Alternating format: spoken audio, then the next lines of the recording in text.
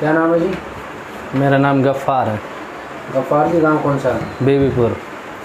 ये जो मामला हुआ है, इस मामले में जो जानकारी निकल कर आ रही है कि सफ़ात नाम का कोई बंदा था, पहले यहाँ पे सीआईडी इंस्पेक्टर के रूप में जो आया था, और बताया जा रहा है कि ये सारी जो घटनाएं जो क्रम हुआ है या खेल जो रचा गया है, ये उसी की मेहरबानी है। तो क्या कुछ जानकारी है इसके बारे में? जी हाँ, मैं इसके बारे में जानकारी देना चाहता हूँ। जो ये सफ़ात नाम का लड़का है, मैं अपने तालाब से आ रहा था, ये मुझे मिला, इसने मुझे बुलाया, भाई तू इसी गांव का है ना? मैंने कही इसी गांव का हूँ। इसने कही कि मैं हाई कोर्ट चंडीगढ़ से आया हूँ और जो है कि जो तुम्हारे गांव में सत्तार नाम का आदमी है वो है। मैंने कि भैया वो तो नहीं है, गुजर गया, उसको 17-18 साल हो गए गुजरे।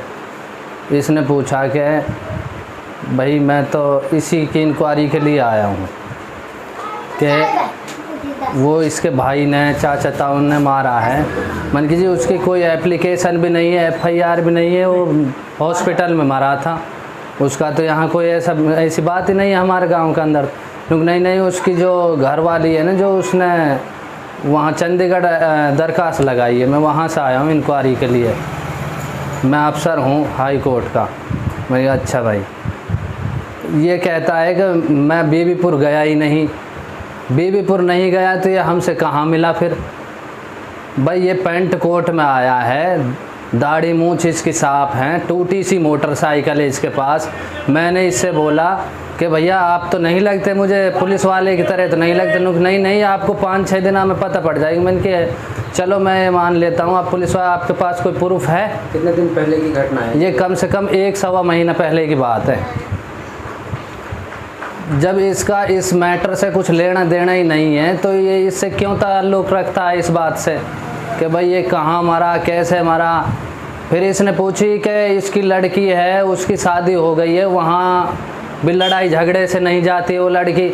मन की ये सही है, वो लड़की नहीं गई है, अभी शादी में गई थी, उसके बाद नहीं गई है। इसके बारे में मुझे पता नहीं क्यों नहीं गई। उसके बाद में इसने पूछा कि इसका भैया है जो हाफत जी है। मन के हाँ हाफत जी है, इनको वो भी यही कह रहा है कि भाई हमें रहने नहीं देते। इसकी माँ है जो, वो भी यही कह रही है कि हमें रहने नहीं देते। मन की ऐसी कोई बात नहीं है।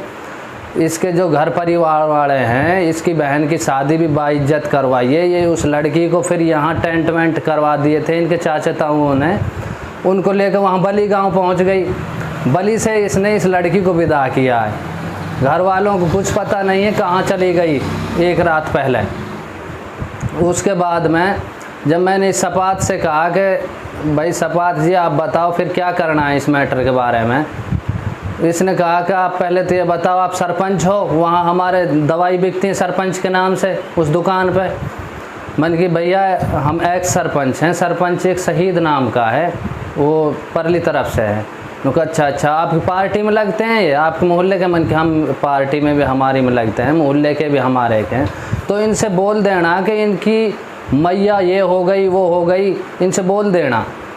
मैं ठीक है भैया मैं बोल दूंगा। फिर इसका आधे घंटे बाद फ़ोन आता है मेरे पास, भाई साहब आप उनसे मिले? मन की मिला तो नहीं हूँ जी। तो ठीक है उनसे मिल लेना और उनसे कह देना कि ऐसे ऐसे मामला हो गया है, इनके पास 3-4 दिन में सम्मन आ जाएंगे। मैंने इनसे बोला कि भैया एक बात बताओ, आप अगर जो अफसर हो तो फिर मैं कोई और से बातचीत करूं, क्या मैटर है क्या नहीं? नहीं मत करना। फिर इसकी कॉल आती है कि ठीक है उनका करा दो समाधान, 1 लाख रुपए दे देना। अच्छा, ये फर्जी इंस्पेक्टर बन के यहाँ फर्जी इंस्पेक्टर बन के आया है। इसने अपना एक कार्ड दिखाया था, उस कार्ड की वजह से हमने कही भाई हमें तो कोई सबूत दिखाओ आप, ये इस कार्ड को नहीं मानते हम। मैं दिखा दूंगा। हमारी आज आखेड़ा गांव में, हमारी जो टीम है वो आज आखेड़ा गांव में है, और उसके बाद में मैं यहाँ रुकूंगा नूह में एक न्यामत नाम का लड़का है, उससे इसकी दोस्ती है न्यामत नाम के लड़के से।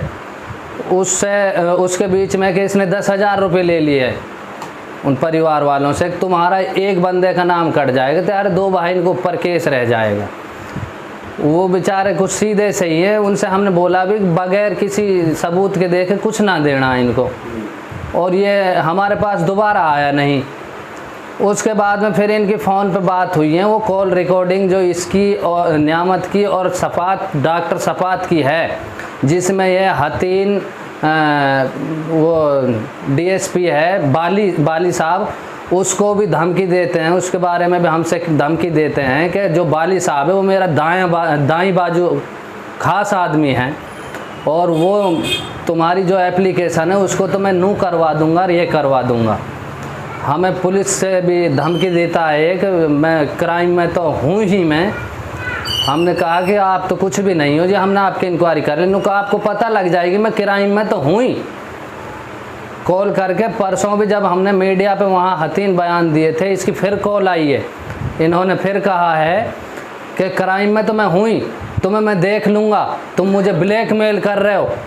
भैया जब तुमने सारे ये काम करे हैं, सारा जो भी ढीठू रचा है, जो भी ये खेल हुआ है, सारी ये डॉक्टर सफ़ात है जो इसने किया है।